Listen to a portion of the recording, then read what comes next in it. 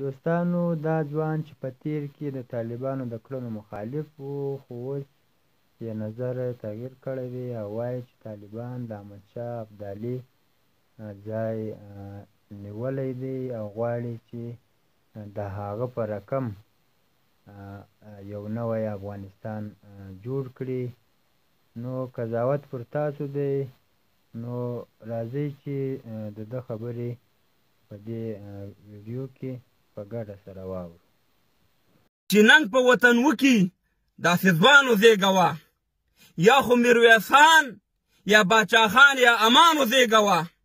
ستا عمر که کم وي دا زمونږ عمر دې ستا شوي، تا ته چې راځي هغه مرګی دې موږ له راشي طالب جانه.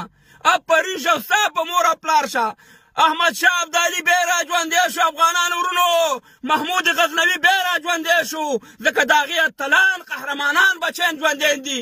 زنده باد درته وایم طالب جانه، افرین ستا په مور او پلار شه، ځکه چې ته د خپلې مور حفاظت کوې، ځکه چې ته د وطن زموږ ناموس دی، زموږ مور ده. افرین درته وایم په دې پروني کاروانې، ځکه دا 83 کاله کېږي طالب جانه ای افغانانو چې زموږ دغه خاوره مقبوضه افغانستان دا ټکه پورې د تور ریاست لاندې کړي، زموږ ځوانان شهیدان کړه، زموږ خویندې میندې بې عزته کړي. دا 45 کاله کومه بدبختي چې روانه ده د دې ټول شاته همدغه تور ریاست دی. نو موږ په تا باندې ویل کوو، په تا باندې افتخار کوو. ای زما افغانانو ورونو که سل اختلافات هم د طالب جان سره په دې وخت کې یو ځای شي ورسره، ځکه چې دی اصلي د وطن بچی دی، ځکه دا د احمدشاه ابدالي بچی دی. د احمدشاه ابدالي تاریخ را ژوندی که. وشړه دا تور پنجابی، وشړه دا تور ریاست د دې خاورې نه. 83 کاله کېږي زما په خاوره باندې قبضه کړې ده په مقبوضه افغانستان باندې.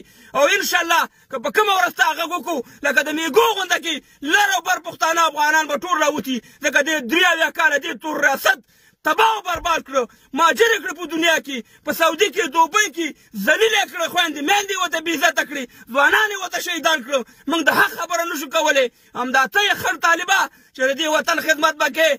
یو خبر یاد ساتي طالب جانه چې زما په مخکینۍ ویډیو باندې چې د ایران طرف ته تا احمدونکی جواب ورکړو ایران ته، زما 3 فیسبوک او یو پیج د منځه لاړو. قسم دی چې زه خو لاړ شم چې سره د بچیان وم تباه و برباد شم، چې بیا به هم تا سره ولاړ یم څنګ په څنګ باندې، ځکه چې ته د احمدشاه ابدالي تاریخ را ژوندی کړې، ځکه چې ته خپل وطن خدمت کې، ځکه ته د خپلې خاورې حفاظت کې. او همدغه وخت یې لر و بر افغانانو باندې غږ وکړه چې دا تور ریاست د دې ځینه ورک کړي او یو لوی افغانستان جوړ شي. افغانانو ورونو د ټولو هغه د کباړ والا خلکو ته وایم چې څوک د کباړ کار کوي تیار شئ. انشاءالله دا د ډورنلند سیمې خاردار چې دی دا به تاسو ته موږ مفت درکوو، بلکل پیسې هم نه الو، تاسې ځانونه خپلو بچیانو ته خرڅ کړئ. نو زنده باد ټول افغانان، زنده باد طالب جان چې د خپل وطن خدمت کوي. او انشاءالله ډېر زر دا وخت را روان